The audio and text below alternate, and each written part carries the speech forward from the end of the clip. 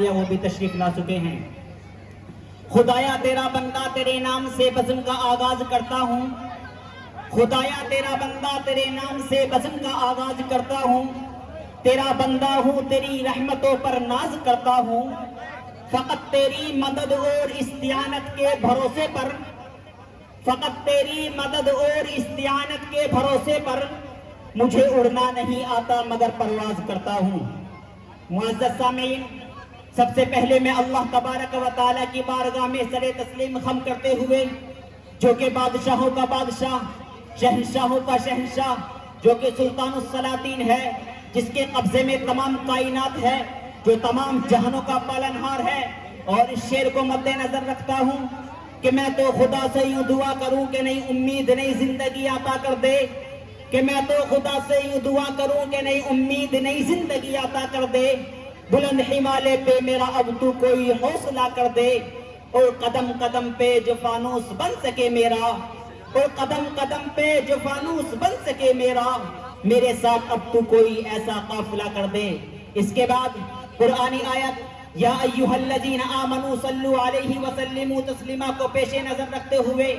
تحفہ صلاۃ و السلام نچھاور کرتا ہوں جناب مدنی کریم صلی اللہ علیہ وسلم کی بارگاہ میں، جو کہ مدینے کے تاجدار، ہم غریبوں کے غم گسار، سید ابرار و اخیار، آقائے نامدار، شہنشاہ ذی وقار، گلشن ہستی کے اولی، فصل بہار رحمت للعالمین ہیں۔ اور اس شعر کو بھی پیش نظر رکھتا ہوں کہ ہو لاکھوں سلام اس آقا پر دل لاکھوں جس نے جوڑ دیے، کہ ہو لاکھوں سلام اس آقا پر دل لاکھوں جس نے جوڑ دیے، دنیا کو دیا پیغام سکون انسانوں کے رخ موڑ دیے، اور اس محسن اعظم نے الیاس کیا کیا نہ دیا دنیا کو، اور اس محسن اعظم نے الیاس کیا کیا نہ دیا دنیا کو،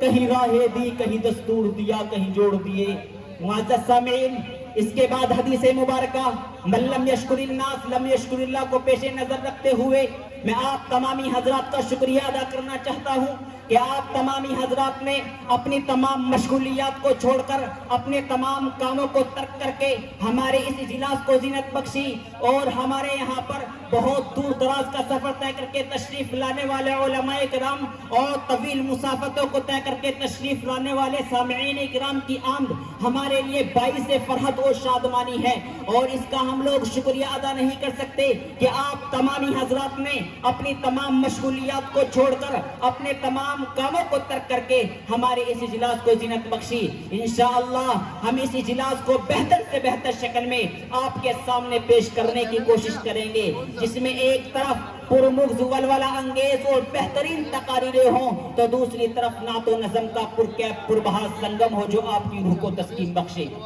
خلاصہ یہ کہ ہم نے اس اجلاس کو بہتر سے بہتر بنانے کی کوشش کی ہے، جس کے اختتام تک پہنچانے کے لیے ہمیں آپ کی ضرورت ہے، آپ کے تعاون کی ضرورت ہے۔ آپ کے تعاون کے بغیر ہم اس اجلاس کو اختتام تک نہیں پہنچا سکتے، لہذا میں امید کرتا ہوں کہ آپ تمامی حضرات آخر تک ہمارے ساتھ شانے سے شانہ اور قدم سے قدم ملا کر ہمارے اس اجلاس کو کامیاب بنانے میں ہمارا ساتھ دیں گے۔ سبھی حضرات کہیں انشاءاللہ۔ یہ میں قطع سبھی کا ہے قدم قدم بہم چلیں، یہ میں قطع سبھی کا ہے قدم قدم بہم چلیں، ہمارے ساتھ تم چلو تمہارے ساتھ ہم چلیں۔ معزز سامعین، آج کا یہ عظیم الشان اجلاس عام اپنی کامیابی اور کامرانی کی طرف رواں دواں ہیں۔ یہ سب حضرت اقدس حضرت مولانا مفتی سعید الزماں صاحب دامت برکاتہم العالیہ اور اسی طرح اراکین کمیٹی کی محنتوں کا نتیجہ ہے۔ دعا کرے کہ اللہ تبارک و تعالی ان تمام حضرات کی عمروں میں برکت عطا فرمائے۔ معزز سامعین، آج آپ کے اور ہمارے اس ادارے کا، خصوصاً اس علاقے کا معروف و مشہور مدرسہ انجمن مدرسہ مدینہ العلوم کا یہ اجلاس عظیم الحمدللہ بڑی آن بان کے ساتھ منعقد ہو رہا ہے، جس میں ہم اور آپ الحمدللہ شرکت کی سعادت حاصل کر رہے ہیں۔ اس پر اللہ تبارک و تعالیٰ کا جتنا بھی شکریہ ادا کیا جائے کم ہے، کیونکہ اللہ تبارک و تعالیٰ نے تقریباً 1 سال کے بعد یہ سنہری موقع عنایت فرمایا کہ جس میں ہم سب ایک ساتھ جمع ہو کر کے علماء کرام کی زبانی دین کی کچھ باتیں سن سکیں۔ معزز سامعین، اب بنا کسی تاخیر کے اس حدیث کو مد نظر رکھتے ہیں، کل امر ذی بال لم یبدأ بحمد اللہ فہو اخطا، کہ ہر وہ محتم بالشان کام جو اللہ تبارک و تعالیٰ کی ہم سے شروع نہیں ہوتا وہ ناقص اور ادھورا رہتا ہے۔ اللہ تبارک و تعالیٰ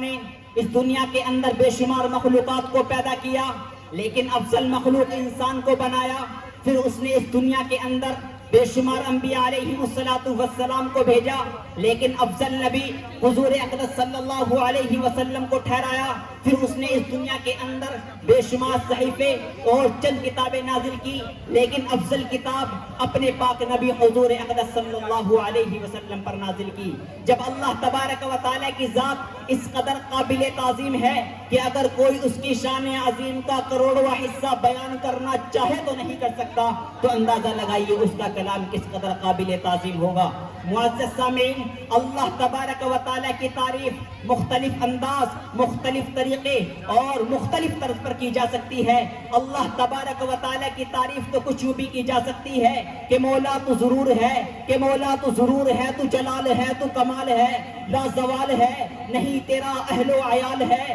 اور نہیں تیری کوئی مثال ہے، تو ہی آپ اپنی مثال تو اللہ جل جلالہ۔ مولا میری آن تو، میری شان تو، میری جان تو، میرا ایمان تو، میرا بالائے وہم و گمان تو، میرا خاموشی اعلان تو، میرا میں بھی تو، میرا تو بھی تو، کبھی نیکیوں کی فضا میں تو، کبھی رحمتوں کی ہوا میں تو، کبھی عاصیوں کی خطا میں تو، کبھی شہداء کے رنگے ہنا میں تو۔ مولا تو رحیم ہے، تو کریم ہے، تو سمیع ہے، تو بصیر ہے، تو نعیم ہے، تو عظیم ہے۔ مولا تو حنان ہے، تو منان ہے، تیری سب سے اونچی شان ہے۔ کل من علیہا فان ہے، ویبقى رب الرحمن ہے، رہ جائے گا ایک تو ہی تو اللہ جل جلالہ۔